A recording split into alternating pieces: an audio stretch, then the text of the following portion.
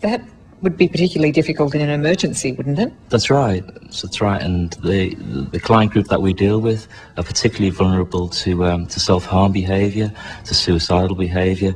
We asked to see for ourselves inside Long Bay Hospital. Instead, corrective services allowed Stateline into Silverwater Jail. This was a 15-bed assessment unit. So why are you showing me this facility instead of the one at Long Bay? The routine that we are proposing to put in place in the new Long Bay Hospital very closely resembles the routine that's in place in this centre. A new forensic hospital is being built next to Long Bay for the psychiatric inmates. Patients there will come under the control of the health department and they won't be locked in cells at all. But it won't be ready for about 6 months. And until then, the patients will continue under the longer lockdown in the prison, though many of them will be in new cells like this, with TVs. We had more time out of cells and we reduced it back in the centre when we observed that there were high levels of agitation and adverse incidents occurring in the afternoons. So we reduced the time out of cells and found a corresponding and very positive response, which was a decrease in self-harm and also assault and other disruptive behaviours. So was the change for therapeutic reasons or was it a work practices issue? Well, I think it's a case of two things coming together at the same time. So we were looking at reduced hours out of cells, but the decision for that was not based entirely on an economic rationale. It was also based on the fact that surveys of inmates indicated that a number of them preferred to be removed from face-to-face contact. But if you're in the correctional system, it can be fairly chaotic, and a lot of people like to have the time in their cells as opposed to being out when they're exposed to risks that they may perceive exist in that environment. But inmates do have the choice of going to their cells to remove themselves from the rest of the inmate crowd. But they can't lock their cells. Are you seriously saying that inmates actually want to be in their cells for longer? I am.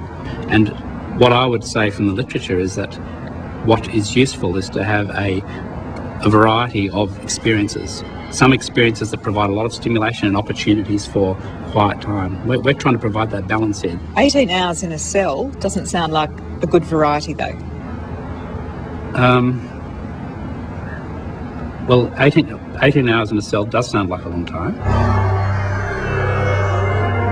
According to some experts, it's way too long for psychiatric patients. Among them, Professor Paul Mullen, who's Clinical Director of Victoria's Peak Forensic Mental Health Authority.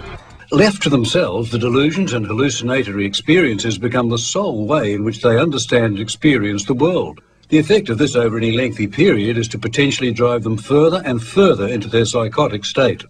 The Aboriginal Justice Advisory Council calls the increased lockdown cruel, inhuman, degrading. The mental health charity SANE urges the New South Wales government to walk the walk as well as talk the talk on mental health services. And now the Mental Health Council of Australia has written to the state government demanding action. Having worked in prisons, I can tell you that attending to people's mental health problems early is a very good investment, because if you don't, you end up with greater problems in the prison, not only around management, but around the need for acute care, for hospital beds, and for more intensive supervision. Isolating them further by locking them up at 4 o'clock is only going to make the situation worse and end up costing you more and costing the community more.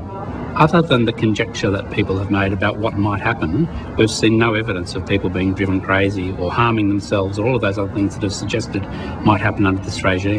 There are a lot of highly respected people, though, who are saying that there could be long-term consequences. Can you disregard all of that opinion? I think there's been some misinformation about the environment that offenders will be managed in. And what are the claims by the admittedly disturbed petitioners? The author is someone who has been a vexatious complainant, who has provided the type of commentary that's included in those letters in that petition over a period of time, including the time that preceded the change of routine. And should evidence be brought to light that suggests that we are causing harm to people, then we will modify our approach accordingly. If you were asked to create an opera in just over a month, could you do it?